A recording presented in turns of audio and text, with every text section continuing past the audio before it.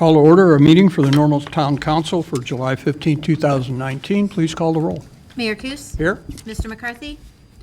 Mrs. Cummings? Here. Mr. Nord? Here. Ms. Smith? Here. Mrs. Lorenz? Here. Mr. Preston? Here.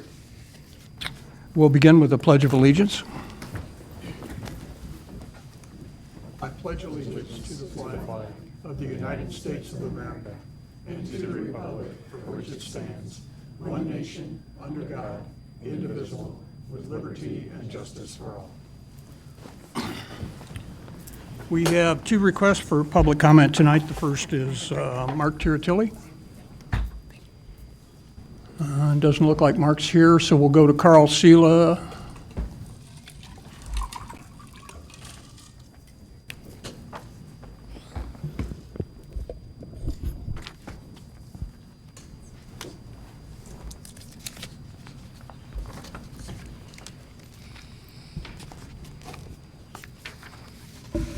Good evening. This is in regards to the bills under the omnibus agenda. Most specifically, the rent we continue to pay for One Uptown Circle.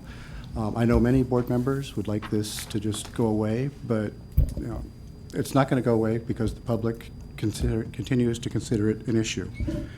A month or two ago, the space that those entities occupied almost was rented out for $100 a month. I understand that one of the reasons for the move was they are tight on space.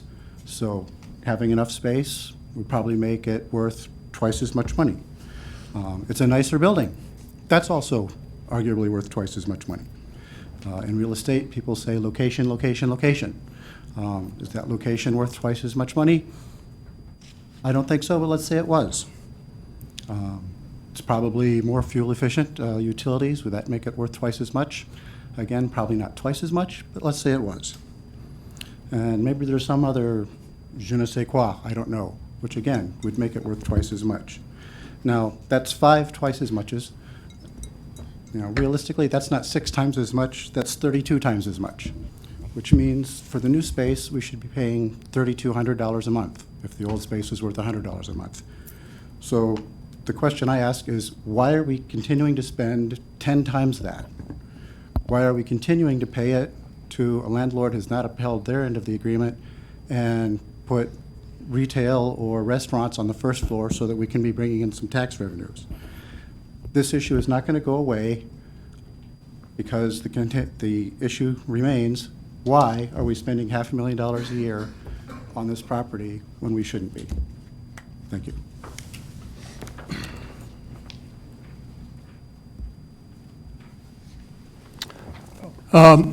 Yes. Next speaker is Mark Tiratilli.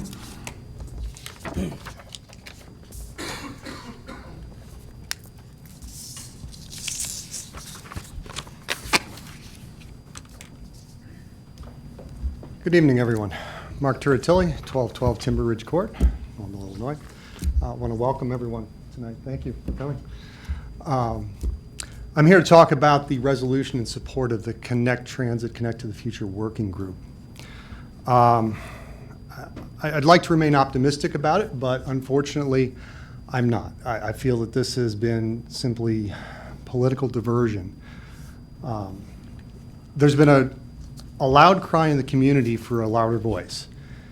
Supposedly, this working group was designed to address that, but you've got 4, maybe 5 voices from the community on there, and they're outnumbered and outgunned by representatives from the towns, from the colleges, from the board itself. You even have someone from the CTAC committee already, people who already have voices that are close to the ear of the Connect Transit Board, people who already are attached to the power structures in this community, and they already outnumber the people in the community itself.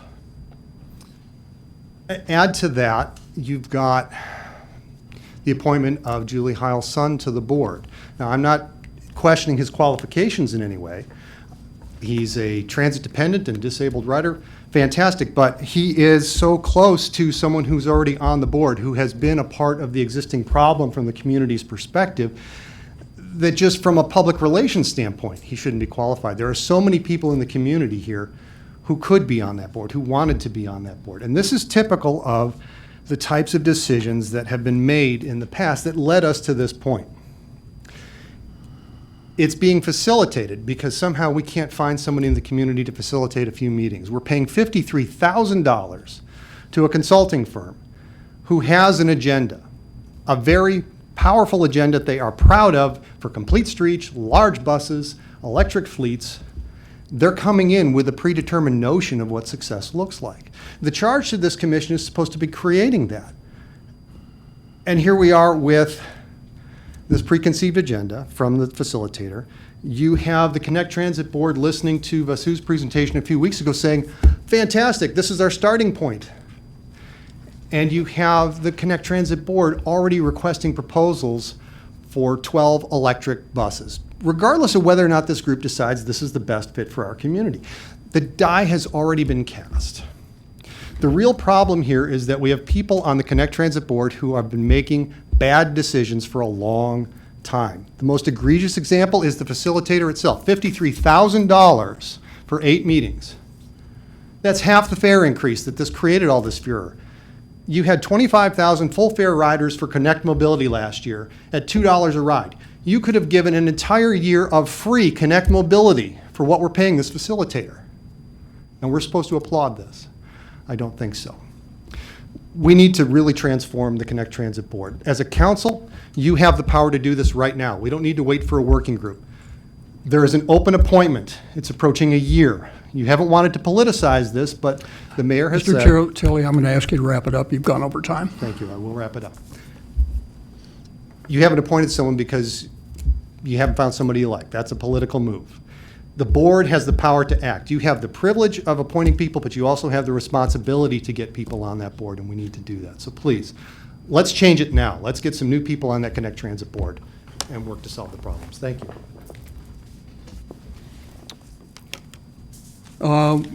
We go to the omnibus agenda, but before doing that,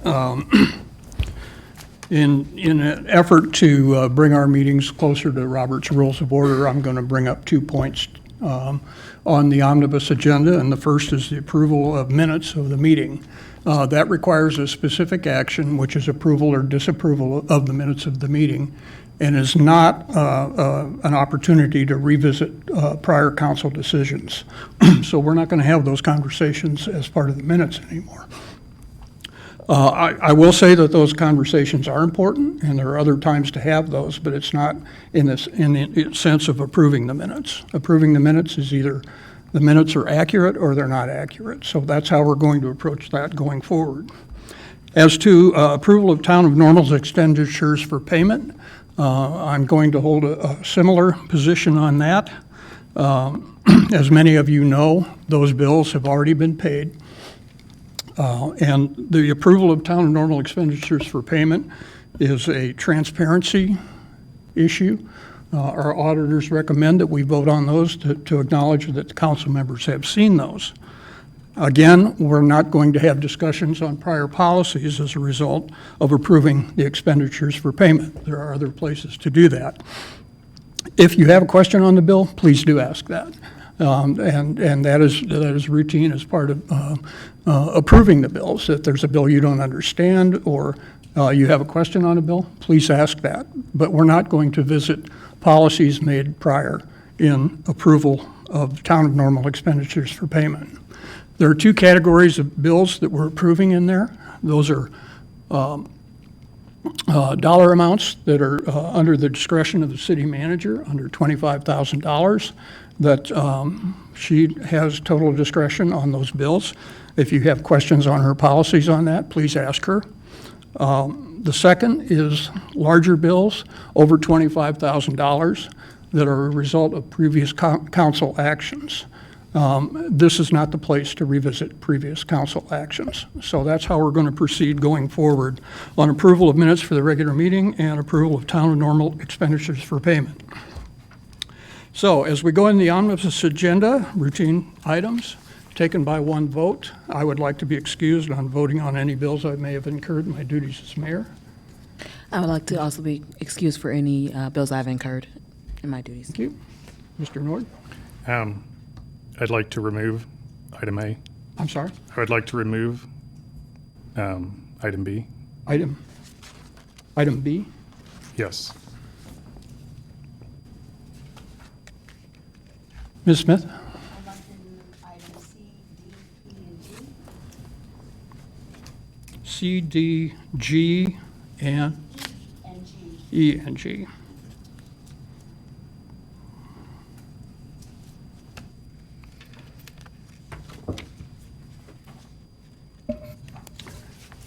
Motion, further?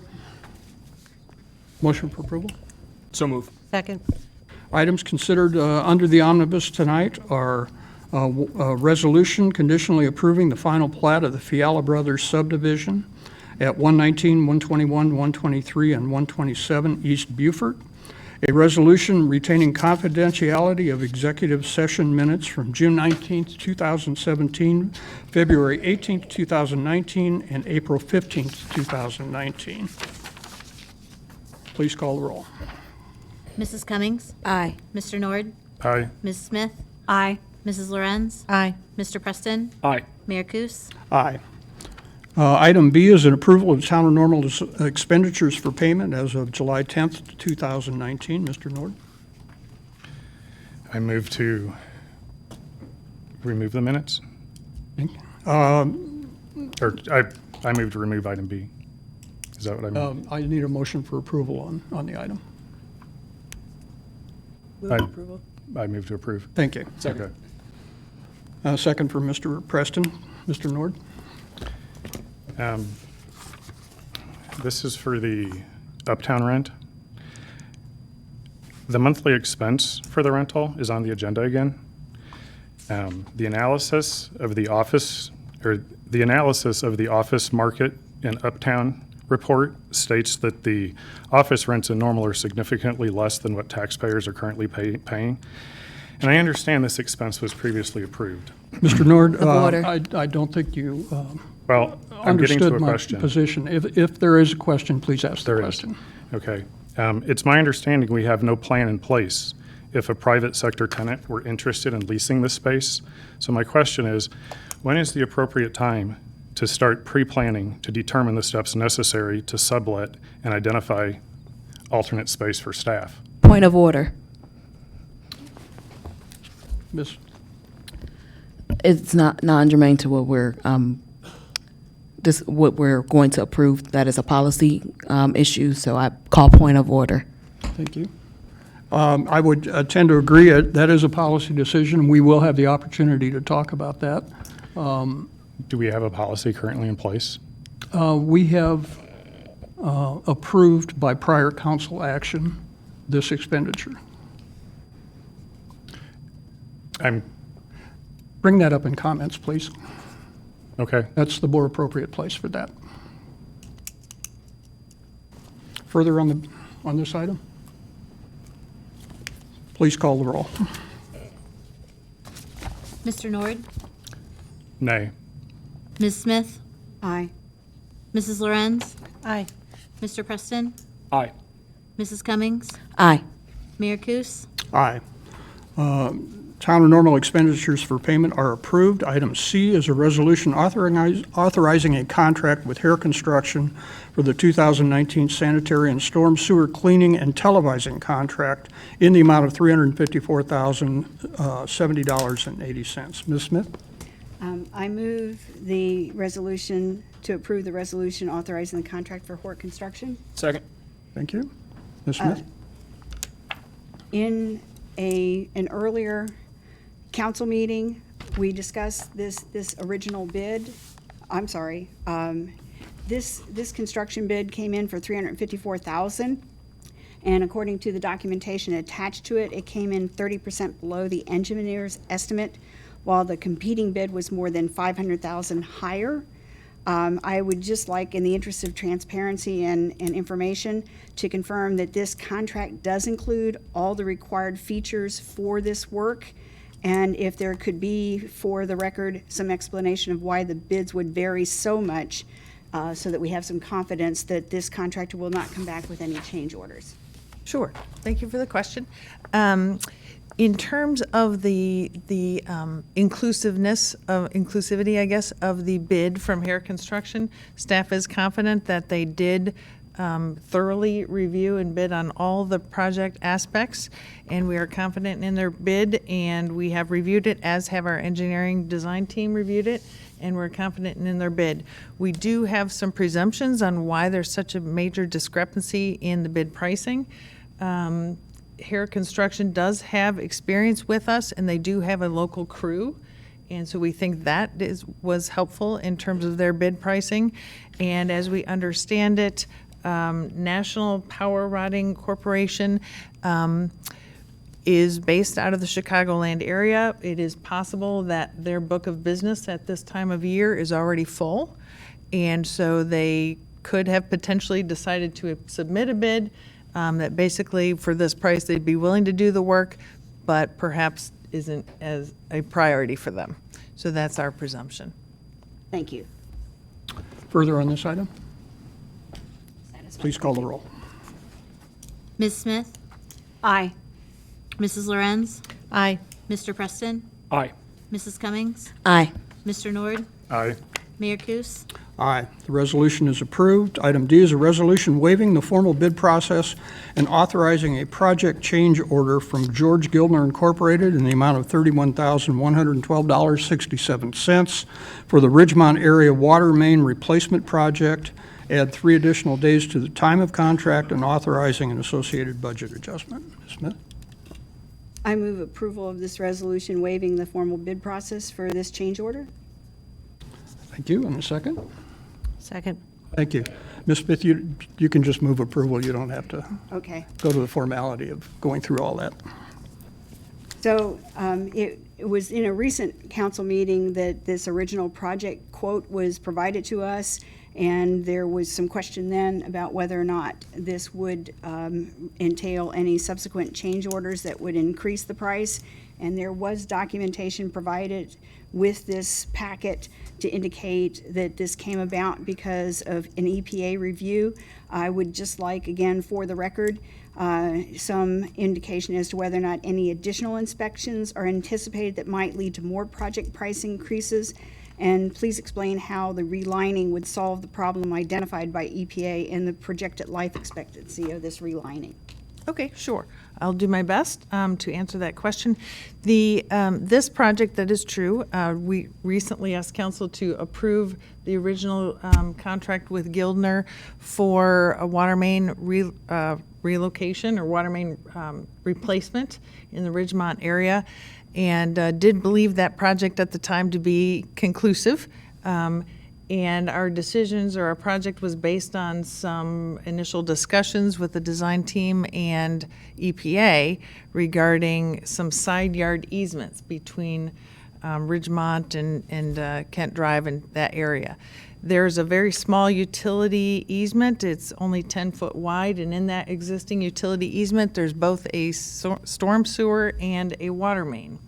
And we believed initially that if we relined the water main, that would suffice and the project could be completed as is. Our goal at the time was to minimize the risk of tearing up side yard in 360 or so feet of people's yards. And so we thought that was the right solution. It turns out that when it's time to get the final EPA permit, the EPA decided at a further review that because of the closeness of the storm sewer and the water main, that they really do not comply with regulations at this point, and there's not enough room in a 10-foot easement to separate those. So what we've determined in order to get the EPA permit and get this project underway, that we have asked Gildner to give us a quote for lining not only the water main, which was part of the original project, but also the storm sewer main. And with lining of the storm sewer, then that complies with EPA regulations, and we can move forward with the project. So that does then take all the other potential change orders out of the way that we can envision, and we believe that once the EPA permit is issued, there will be no further changes based on EPA decision. But if we decided to change the program, that would be a different story. But we believe the plan is inclusive in terms of moving forward. In regard to, Lifetime. right, thank you, the lifetime, the lining of the water main and the storm sewer, we believe will provide a 50-year life on those pipes.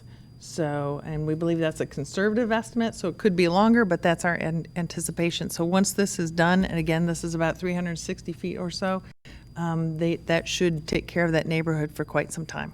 The 360 feet, how many property lots is that? Homeowners? I do not know. Is Mr., 4. He's holding up his fingers. Four property owners. Okay, Thank you. thank you. Further on this item? Please call the roll. Mrs. Lorenz? Aye. Mr. Preston? Aye. Mrs. Cummings? Aye. Mr. Nord? Aye. Ms. Smith? Aye. Mayor Kus? Aye. The resolution is approved. Item E is a resolution waiving the formal bid process and authorizing the Children's Discovery Museum Executive Director to execute an agreement with Lucy Creative LLC to design build the new Healthy Me exhibit in an amount not to exceed $350,000. Ms. Smith? I move item E Thank you. off the agenda. Second? Two questions. I need a second first. Second. Thank you. I understand that under the terms of our relationship with the Children's Discovery Museum, the town is eligible for exhibit reimbursement, but the packet did not address a specific timetable. How far out do we see before we would see reimbursement from the foundation coming back to the town for the completed exhibit? Generally, in most situations, we wait until we have all the invoices and the project is closed out so that we know there are no other punch list items and such yet to process. So we anticipate the installation of this exhibit to occur by fall 2020. So we would not, we would be paying on this contract along the way, but we would not ask the foundation to reimburse us until the entire project is complete. And the only other consideration I would ask is in the planning of this exhibit that is labeled Healthy Me, in the interest of inclusiveness for special needs population, I would hope that it's a broad understanding of what constitutes healthy, because someone could have autism and be physically healthy, someone could have other genetic abnormalities but still function within the range of normal for that condition. And I know that it is very warming to see yourself represented in these exhibits instead of to have a narrow focus of what constitutes healthy. So I would just like to put that out there for them to consider that in their planning for this exhibit. Great, thank you. I'm sure Cultural Arts Director Beth Wisman will take that back to the design team and make sure that those sorts of concerns are addressed. Thank you. Thank you. Further on this item, Mr. Nord? It's my understanding that the foundation pays for all of the expenses for the exhibits, and we're capping this at $350,000. In the proposal, it says that there are costs that are over and above $350,000 that will happen. So costs related to labor, materials, equipment, and other vendors is not included in the contracted costs. And there's some other reimbursable expenses that are not. Will all these expenses be reimbursed by the foundation over and above $350,000? All the expenses, yes, all the expenses for Lucy Creative LLC that are linked to the exhibit, because part of the fabrication and the design team and the installation is all part of getting a final product. So yes, we will collect all the invoices, and when the project is closed out, and invoices will include all their travel and such, those invoices will be totaled up, and everything that we've paid out, we will get reimbursed from the foundation. Over and above 350 even? Yes, everything we've paid out. All right. Further on this item? Please call the roll. Mr. Preston? Aye. Mrs. Cummings? Aye. Mr. Nord? Aye. Ms. Smith? Aye. Mrs. Lorenz? Aye. Mayor Kus? Aye. The resolution is approved. Item G is a supplemental resolution for motor fuel tax project closeout in the amount of $506,062.22 for the RAB Road to NCHS to Towanda Barnes Road project and final town payment. Motion for approval? I move approval of Resolution G. Thank you. Thank you. Ms. Smith? I had been in contact with Ms. Reese regarding this because being the anal retentive accountant that I am, when I was crunching the numbers, I couldn't reconcile the amount that we're approving in this resolution compared to the amount still owed. And could you please clarify how that is actually to be reconciled? Absolutely. I kind of feel like we need a flip chart on this one to follow it through. But through the course of this project, which was a multi-year project, we ran into a number of challenges and delays and adjustments because of conditions out on East Rab Road. And so now that the project is complete, the engineering department was reconciling all the paperwork associated with an MFT project. And in the course of reconciling, we found some things that need to be I's dotted and T's crossed, so to speak. In this particular project, the total cost to the town for the East Rab Road improvement was $1.15 million. It's basically $1,015,262. So that's the total amount the town put into that. We still have an outstanding amount due of that total of $476,809.60 that we still owe from our MFT fund. But during the course of the reconciliation, we determined that throughout this project, council had been asked to adopt 2 previous resolutions. And through the MFT process, we have to adopt MFT resolutions per the state's requirements. Those 2 previous resolutions authorized spending up to $509,200. So we've already got MFT resolutions in support of that. What we have to do in terms of reconciling the project is make sure we have a resolution for everything that's missing in terms of the resolution piece. So what we're asking council to authorize tonight is a resolution for that difference between our total cost and the previously approved resolution. So that'd be the amount of $506,062.22. And that includes the outstanding amount, the outstanding cost due. Okay, so it's a question of reconciling the approval amounts, not tying to the outstanding amount owed on the contract. Correct. Thank you. Further on this item? Mr. Nord?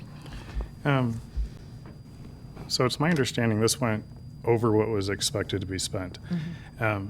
Looking back, are there any observations from this project which have been incorporated into subsequent plans which kind of limit this happening again or happening in the future? Yeah. There were some lessons learned from the experience, and I spoke with town engineer Ryan Otto about this.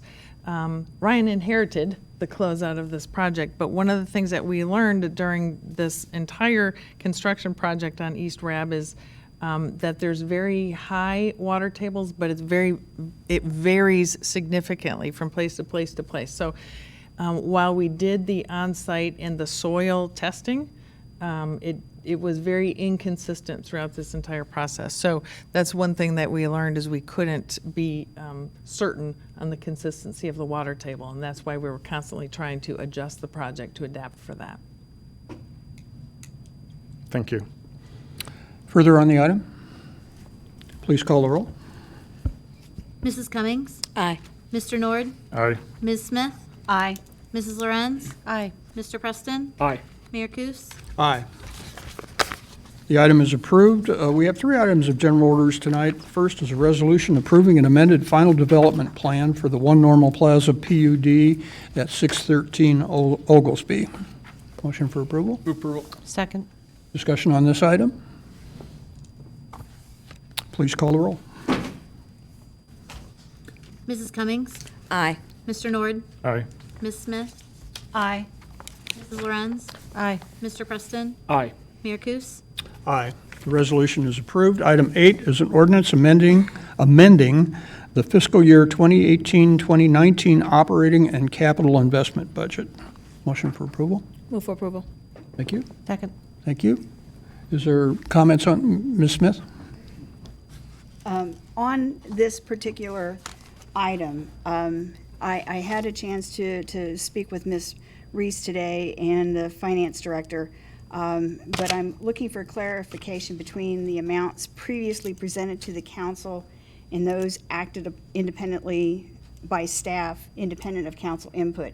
At the beginning of the meeting, Mayor Coos, you had indicated the discretion that staff has, but what a $3 million increase in revenue with $3 million in expenses. I understand a number of the expenses have already been presented to the council, but what hasn't been presented to the council is my question. Previously. Well, the simple answer there's no simple answer, I guess, to that question. There's a lot of information in this report trying to cover all the funds on a $101 million budget. So there are a lot of factors that play into this. Many of our capital projects start in one fiscal year but might finish in another. So we may have funds budgeted in fiscal year 17-18 or fiscal year 18-19, but not actually finish it until the next fiscal year. So we carry those funds over, which makes the first fiscal year under budget and the next fiscal year over budget. In much of these conversations or much of this activity in terms of staff making adjustments in the budget occur during our budget preparation process in the fall.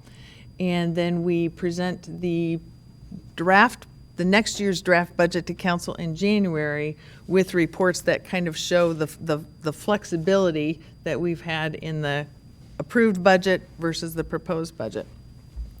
What we're doing today is asking council to approve all the budget adjustments for the whole entire past fiscal year. You'll note on some of the pages here, there's quite a few pages that highlight by department in account numbers, the pages that are written on a landscape approach. All of those pages identify specific line items for all of our budget, all of our departments. And many of those items wouldn't be shared necessarily in detail with council because, you know, a lot of those things are referenced as salaries or benefits and such, and those all just play out in terms of when people are leaving and when we're hiring and who has what insurance and, you know, what we're paying out in terms of accrued leave. So there's a lot of adjustments there that wouldn't be necessarily shared with council in advance. Some of the larger items in terms of what council's approved by budget or during a council meeting perhaps are difficult to discern from this report because there are many times when we are asking council to approve an acquisition of an item or approve a project. And then we, as part of council approval, we say, and associated budget adjustment. And we would explain in that council report. So there are many items that are reflected here that did, in fact, get council approval along the way. So it's really a combination of staff trying to adjust the budget based on our predictions during the fiscal year and preparing the next year's budget when we anticipate maybe staffing changes or different changes in expenses and incorporate that into the next year's proposed budget, as well as council adopting authority to do that during specific issue-specific items on the agenda. And I noticed in your documentation, you indicated that some of the projections for this budget, fiscal year's budget were rather conservative based on prior experience, and it came in quite a bit better. Are you already seeing a similar trend as we start this fiscal year, where it's better than anticipated? Well, right now I'm going to give you the conservative answer and say at this point we're still feeling like we're budgeting or we're at about where we want to be in terms of the budget. But I will say that in a couple of months we will give council a very detailed analysis of how the current fiscal year looked based on our trends and how we finished last fiscal year. So September is a big month for us in terms of our financial picture. We will present to council the audit reports, and we will talk to council and share with council our annual financial trends analysis, which you'll be able to see how we're trending.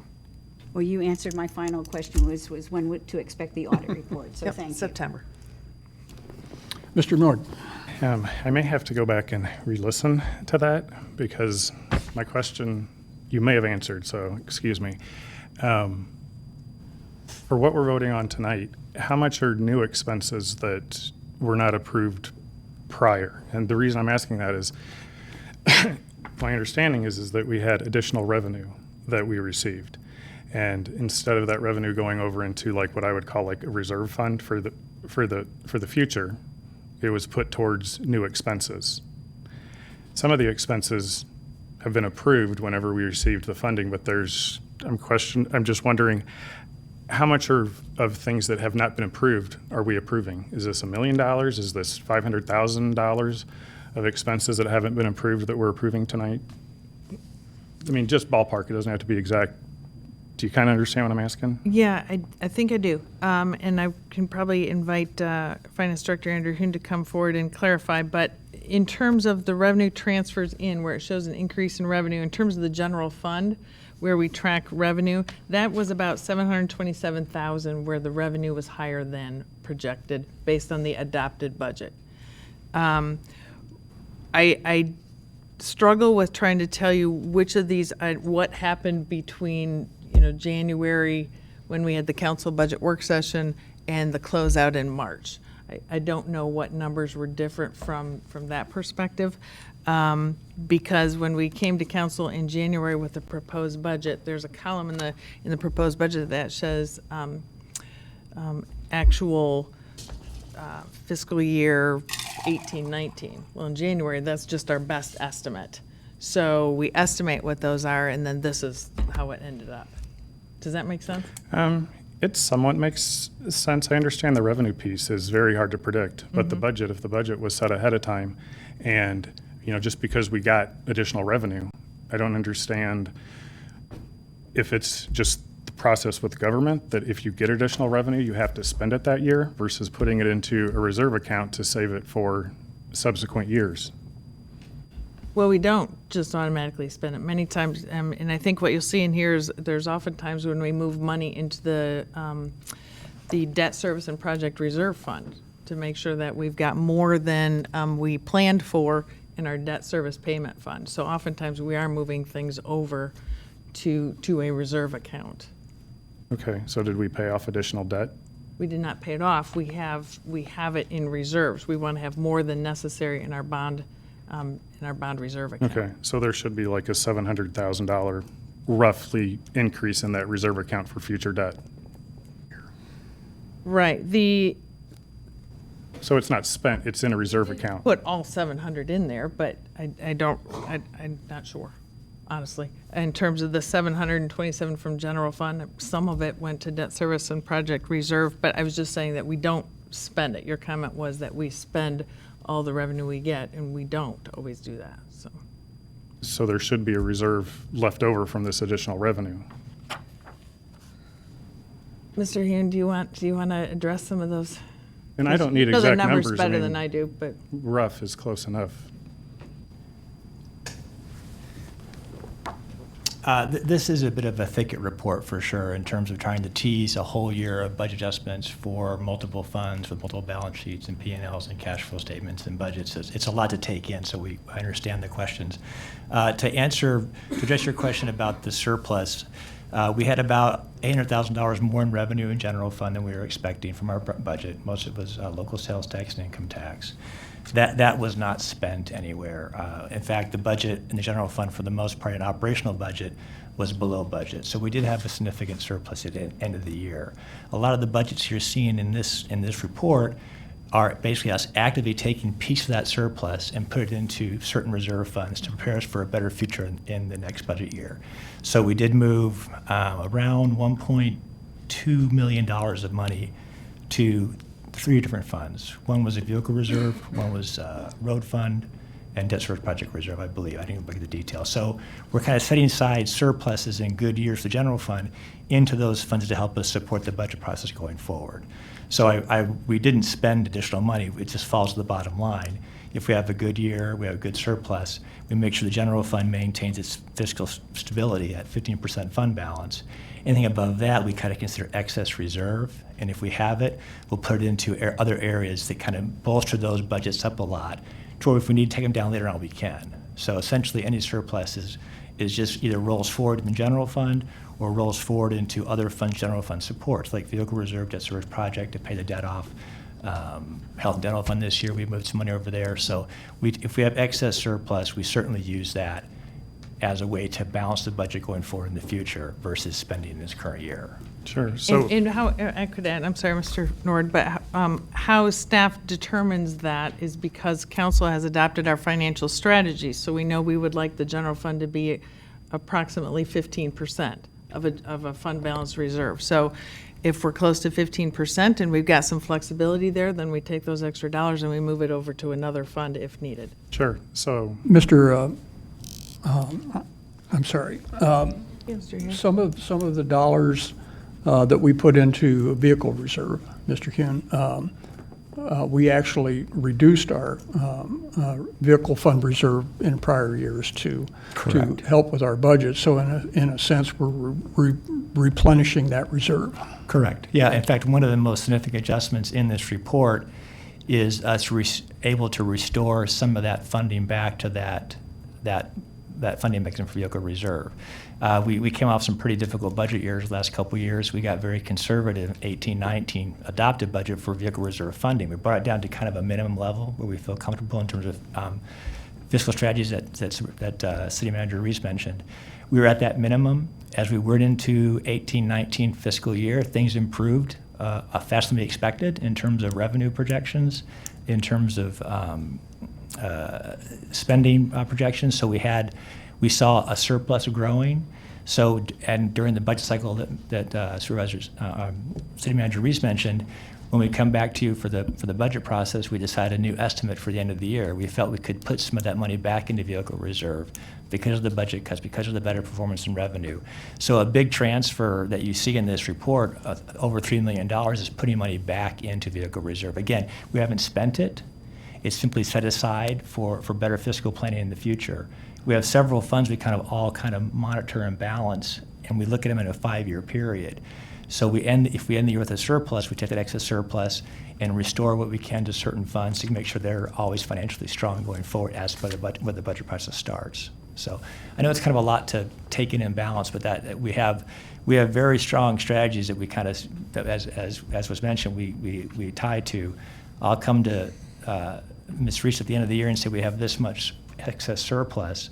I recommend we put it into these funds to prepare for a better budget year next year, and then she approves that, and it becomes a budget adjustment that ultimately gets approved by the council after that. sure. Thank you for the explanation. And now I understand we've already voted on a big chunk of extra expenses. The rest of the money was transferred internally to other reserve accounts, and that's the accounting balance. We're not voting on any new expenses. The extra money is simply it's just been transferred into another account. Correct. It becomes kind of a pseudo expense to transfer out to another fund. But then which it's is an income on the other side. Exactly. Yeah, so it's all, Right. So a lot of it is transfers between funds, again, to keep those funds stable and financially strong going forward. Further on this item? Please call the roll. Mr. Nord? aye. Ms. Smith? Aye. Mrs. Lorenz? Aye. Mr. Preston? Aye. Mrs. Cummings? Aye. Mayor Kus? Aye. The ordinance is approved. Item 9 is a resolution in support of the mission of the Connect to the Future Working Group. Motion for approval? Move approval. Second. Is there discussion on this item? Mr. Nord? Is there an anticipated completion date for the work group and the dissemination of the results and their plan of action to both councils and the Connect Transit Board? My understanding was December or January. December, January? Okay. Do we need to put that in the resolution, or are we just leaving it open in case it goes longer? I think that's a Connect Transit decision to make, not our decision to make. I think we're talking more about the mission, not necessarily the time frame. Okay. Ms. Smith? the point in the public comment was raised about the Connect making a, Connect board authorizing an RFP for some electric buses. And I think a concern I would have about that matter is the size of those electric buses. And in advance of this working group, because I would question whether or not it's an appropriate effort at this time prior to the working group having completed their analysis of our community needs. One of the issues surrounding transit is the fact that the larger buses led to the elimination of service to some areas of our community where the infrastructure would not support that size vehicle. And so while I endorse what the working group is working towards, I wonder if the board is on the same page as the working group if they're moving forward with this bidding process prior to the working group completing their analysis of what is needed. And so I don't know if that has any way to be factored into this particular resolution, or if there's some conversation that could be passed on with our liaison, since I understand Ms. Reese. I think the purpose of the resolution was to support the mission and not get into the weeds of what they are going to do or what they're not going to do. That's, I think, what public comment at their meetings for, and directing information to the Connect Transit Board. I would point out there really is no expense for the electric buses, as those are funded completely by a federal grant. So it's a budget neutral item for Connect Transit. Well, it may be a budget neutral item for Connect Transit, but the tax dollars come out of our pockets, whether they're federal dollars that fund those grants or local tax expenditures. And so the size of the buses, if they're not appropriate for the service, I would hope that the Connect Board is recognizing a need to facilitate aligning their purchases with what is deemed suitable to deliver the service that this community needs. And I think you should communicate that to the board of Connect Transit. I think that's a fair question, but really doesn't have much to do with the resolution we have before us tonight. Mr. Nord. To echo a little bit off Karen, and I apologize in advance if you don't think this is for us, but in 2024, Connect is already saying that the federal funding is drying up. So whenever that happens, my anticipation is then they are going to come to the state and to us and ask for money. So, it is in our best interest to keep track of what's going on. The larger buses, they do way more. They will cause taxpayers to have to repair roads. So it is going to bring an expense on this town council I think in other areas as well. I think your points are well taken, and I understand your position on that, and I would ask you to communicate that. Could I make one Yes. clarification, though, just maybe just a matter of semantics, but to be clear, Connect Transit does not believe their federal funding is going to be drying up in 2024. What they're saying is that they will be in a financial position that they will be using 100% of their federal funds to support operations. And the point of their federal dollars is to help offset capital expense, like buses, like transfer centers and such. So that's their concern, that their operation is going to be dependent on using all of their federal dollars to support operations. So they don't anticipate not getting any more federal dollars. They're anticipating having to use those differently. So I just wanted to clarify that. Sure. My last point would be, I'm sorry, I can't hear. Go ahead, Mr. Rock. my last point would be that I would just like to broaden the endorsement of the work group mission charge, that they identify the current and future needs. The word current is not in the resolution.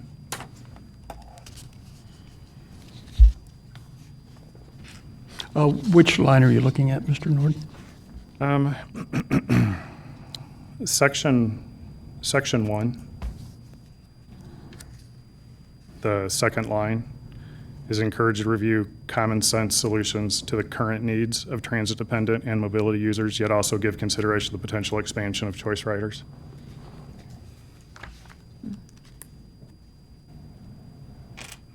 So instead of, in the second line, it just says, to review common sense solutions to the needs of transit-dependent riders. It doesn't indicate a timeline. You want it to say Current. current needs? Current, because that's the big issue right now, is all the current issues that are going on. Any objection to the insertion of current? If we're going to do current, then we might as well specify future. Current and future, I'd be happy with that. Yes, Are we in agreement on that? yes. Let me write that in.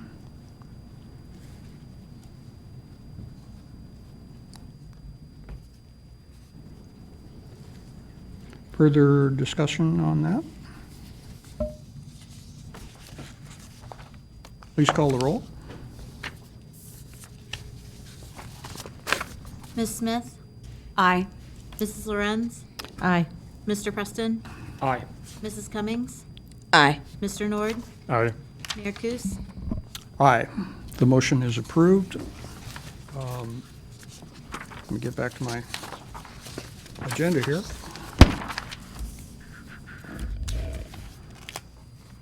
That concludes general orders. In new business, our first item is an introduction of the Friends Forever team members. So, here you are, Friends of Forever. Welcome. Thank you for being here. I think we have a couple of members who are going to speak. Whoever, Roger, I don't know if it would be you, but because we have two new council members, could you give a brief summary of Friends of Forever, how it came to the community and what it does? Just have a seat up here.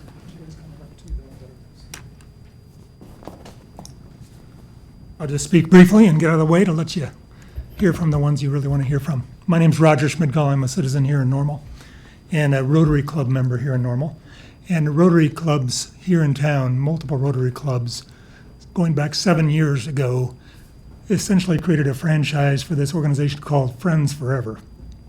And it's an international organization headquartered up in New Hampshire that for over 30 years now has been bringing teenagers from cultures in conflict, beginning in Northern Ireland, Catholic and Protestant, and more recently, the last 12 years, from Israel, Arab and Jewish teenagers from Israel, together to build cross-cultural friendships that hopefully last forever. And we're delighted tonight to have an alumni who was here just 2 years ago joining us, and he's going to be introducing the two speakers from the teenagers that are here this year for the first time. But Yoav was here 2 years ago, and we're delighted to have him back. I think he was one of the two speakers 2 years ago, so some of you may remember him, and I'll let him tell us more about our speakers tonight. Yoav? Yeah, so I was actually right here in this room 2 years ago in 10 days, exactly 10 days, and I did my first speech here in front of you.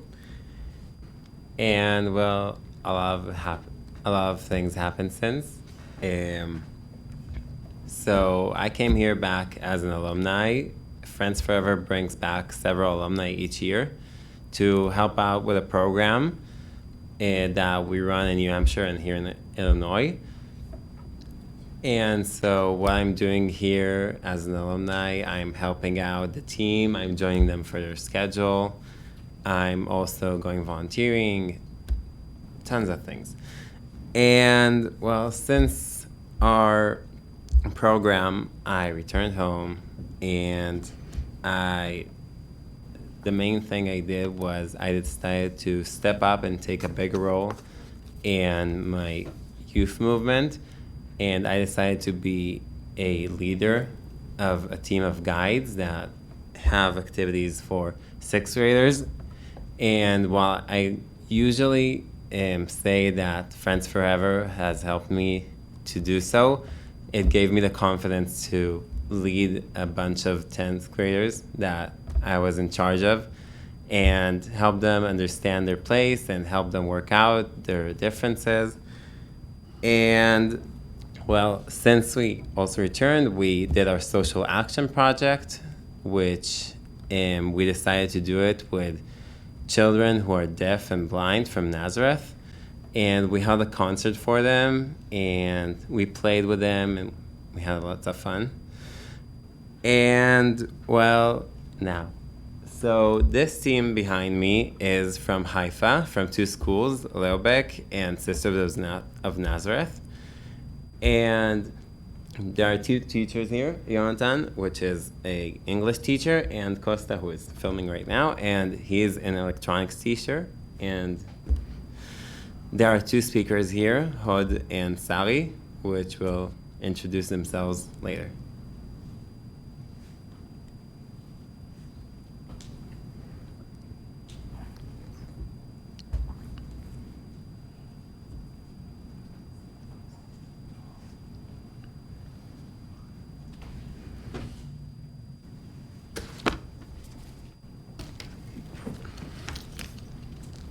Hello everybody, my name is Shari Okal. I was born in Haifa, Israel at 15 September of 2003. I come from Palestinian Arabic family. Hello, my name is Hod Malka. I was born on February 9th, 2003 to a Jewish family. As a boy, I wasn't tall, but then came the time when I started getting taller. And at the same time, I was very skinny. Unfortunately, many people think that being tall and skinny isn't a good combination. This made me being uncomfortable and inconfident about my body. And with the time, I got taller, but remained very skinny. I was eating a lot, but people always told me that I wasn't eating enough. They were thinking I don't eat at all. Was they were always telling me to eat more. I always knew that it wasn't a solution for me.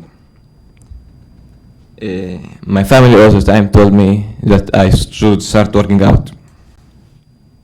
But I never had the motivation to start. My brother tried to convince me to start working out, but I didn't listen to him and preferred to do the things that I would regret later, such as playing in the phone, sleeping, and eating bad food. I saw the bodies of people in the internet, and I wish I had one like them. When I was 5 years old, I woke up one morning and I couldn't feel my legs. I couldn't move them. I called my parents, terrified to death.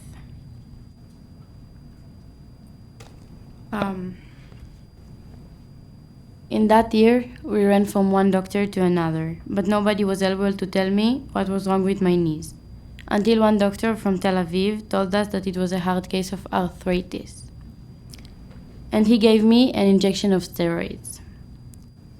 Then, for a year, everything was normal again. I could run like any other kid and play hide and seek and do everything that I've ever wanted. But my arthritis kept on coming. And I took 3 steroids injections in 2 years, which made my body grow 3 times bigger. I felt uncomfortable. Wherever I went, I felt like everyone was staring at me and judging me. A couple of months ago, I changed my thinking. I started thinking differently. My thoughts were like, do something now that you won't regret it later. Regret not doing it later.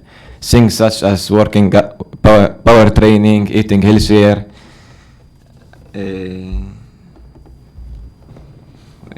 So I knew that if I want to change, I have to be ready to change. If I want to change, I have to be ready to change. So I decided to do things such as power. So I realized that if you focus on the results, you will never see the change. But if you focus on the change, you will see the results. This change made me happier, healthier, and most importantly, more confident and more comfortable with my body. Because of this big personal process, the timing was perfect to join Friends Forever. Because of this program helps participants to work on their personal developments, teamwork, and making community better. Now I know how to make myself feel better. Then when me and my team will get back to Israel, we can use our knowledge, our experience to help and motivate and teach young people in our school, our community, to have a better future. Then my mom decided she didn't want me to get more of these injections. So we moved to another doctor in another hospital closer to our home. She was shocked and she gave me biological injections that my mom had to give to me once a week. I started to heal and to feel better about myself and my body. Now I'm old enough to inject myself. So that's what I do once in 2 weeks. And I'm proud of the person I've become and of the way my body looks now. After going through all these health problems, I felt ready to help others in need. So I joined Rainbow Wings, which is a youth movement for teens with special needs and without, and it's my second home. Next year, it will be my 3rd year there, and I'll be the coordinator of the movement in my city. Thanks to that, I felt confident and ready to join Friends Forever. This program helps me improve myself every single day and just make me better for me and for everyone around me. I'm so thankful for the opportunity I was given. And now we're going to say a quote we wrote. So basically, I'm going to say it in Arabic, Sari going to say it in Hebrew, and we're going to say it in English together. אני גאה בגוף שלי, אבל חשוב מכך מהבן אדם שהפכתי להיות. أنا فخورة بجسمي لكن المهم أكتر هو الشخص الذي الآن. I'm proud of my body, but most importantly of the person I have become.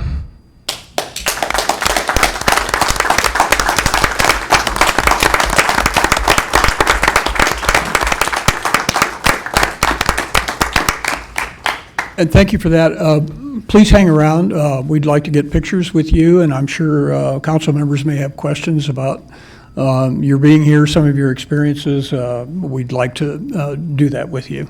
So, and thank you for the incredible presentation. Every year, you never cease to surprise us. You always surprise us. Scott.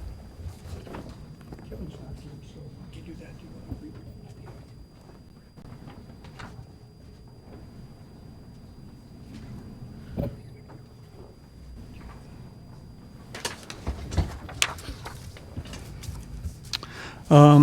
Our final item is the motion to approve an appointment to the Human Relations Commission.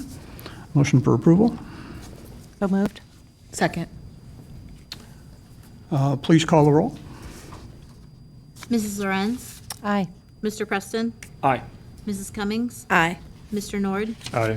Ms. Smith? Aye. Mayor Kus? Aye. The motion is approved. Councilman Preston, as Mayor Pro Tem, would you please read that? With 30 seconds advance notice, I'd be happy to. All right.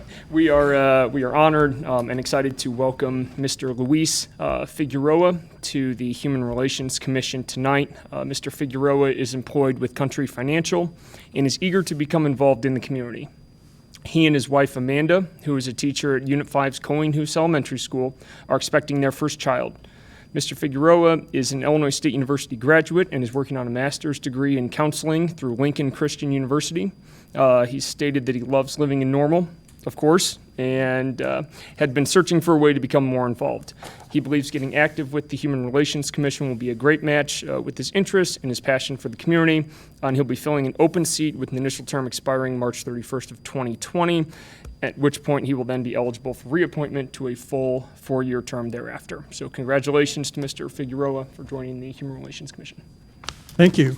That concludes our business tonight. Before taking a motion for adjournment, are there comments or concerns? Mr. Nord. My concern is the change in process to not speak about the expenses. The major concern that I have is I'm not in favor of limiting discussion on expenses. That's the time, it reduces transparency. If we can't talk about expenses, then it limits the public scrutiny we can have on expenses, and then accountability. We shouldn't just spend money and not question it.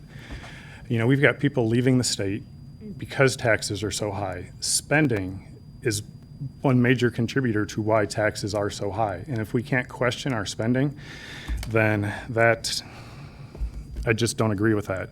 Through the questioning that we've done thus far, we have identified places where there is significant savings, where we have been spending where we shouldn't have. So I'm just not in favor of the change.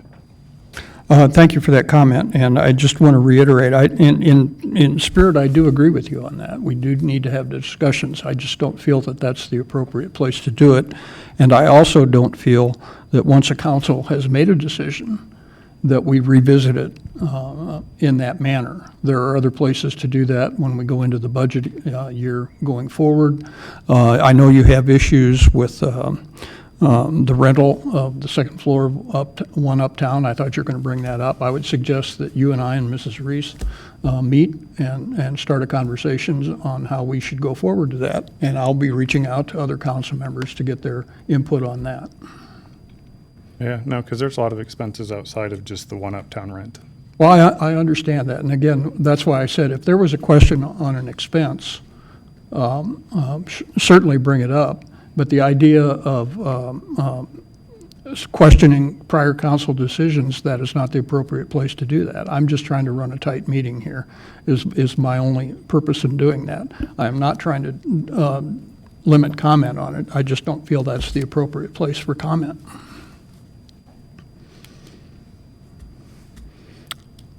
Ms. Smith? Separate from that, I'm pleased to see that the planning staff has reached out to some constituents of mine and released this announcement about upcoming meetings for the Community Block Development Grant. And these meetings for normal residents are scheduled for Thursday, July 25th in the late afternoon at the Normal Library, and Bloomington residents on Monday, July 29th from 5:30 to 7. I made a point of announcing it to my members of my church and also to members of SOAR at a recent gathering, and I'm going to do my best to contact some other groups personally to encourage them to get involved in this process, as it is an opportunity for 5 years worth of expenditures to be determined with community input, and I'm strongly encouraging people to get involved. And the Connect Transit Working Group is having their second meeting this Saturday morning, and I plan to be there to see for myself how the discussions are going, and to be able to hear the process and see for myself that it's moving along in a productive manner. And I encourage anyone else who wants to follow that process to be there. And Ms. Reese, is that going to be at the Connect Transit headquarters? I believe the meeting is at Connect Transit office on Wiley Drive. At 9 or 9:30? Okay. Been moved to here. Change of venue. Sorry, just gave you wrong information. It's actually going to be in this room. Close to here. At what time? Time, is it 9? 9:30 a.m. Okay. On Saturday, July 20th. Thank you. Further, Mr. Preston? Yep, I would just like to give a shout out and a thank you and congrats to town staff for once again putting forth a great Sugar Creek Arts Festival this past weekend. A warm one, as is often the case, but that, as well as Sweet Corn and Blues and a number of other events that go on in Uptown, really added the quality of life in this community, and appreciate all the efforts from a large number of people who go into making that event and all of them possible. Great. Ms. Cummings and then Mr. Nord. So you took care of last weekend. I was going to take care of this weekend to remind everybody of the Medici Craft Beer and Jazz Fest, which helps support something that's very near and dear to my heart, and one of the things I started off with, which is the Children's Discovery Museum. And so the way that they're able to pay back the monies for Healthy Me is when we support their events like the Medici Craft Beer and Jazz Fest. So I hope to see you there, as well as be on the lookout this week. I've announced it our last meeting, but there's some really cool stuff that's getting ready to take place, and I want you to be on the lookout to enjoy, participate, and let's have a fun summer. Thank you. Mr. Nord? I wanted to thank staff for the 4th of July. That was amazing. Whatever you did, fantastic. Keep it up. Great. Thank you. Why not? I know. As long as we're thanking staff, I'm going to climb on board. A couple of weeks ago, the staff helped me coordinate, although I would say they really did most of it, coordinate a tour of City Hall and also the engineering floor and department. And this was a group of about 20 students, maybe, I don't know, 9, 10, 12 years old, from IXL School. It's a year-round school here in this community in Bloomington. And very young, bright, curious young people. And City Clerk Angie was part of that. We did a tour of the archives. Mr. Otto gave a great tour of the engineering floor, and they just were enamored by all the maps. And Ms. Rochelle Ludi also did a tour of the artwork that's in this building. And I cannot thank the staff enough for how proud you made me feel of the work you do and just your professionalism and how you really worked so well with the kids. So thank you. Thank you. Motion for adjournment. So moved. Second. Thank you. Please call the roll. Mr. Preston? Aye. Mrs. Cummings? Aye. Mr. Nord? Aye. Ms. Smith? Aye. Mrs. Lorenz? Aye. Mayor Kus? Aye. We are adjourned. Thank you.